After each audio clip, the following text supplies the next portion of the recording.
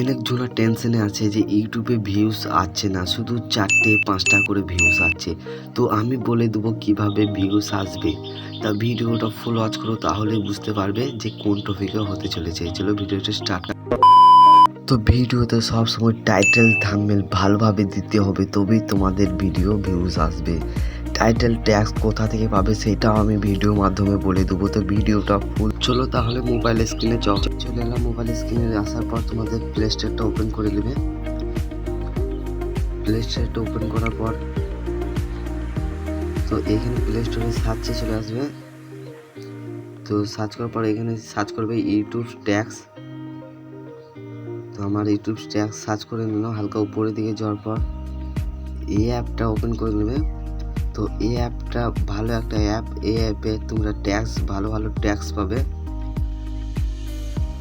এতে ট্যাক্স ভালো পাবে এবং ভিডিও ভাইরাল হবে।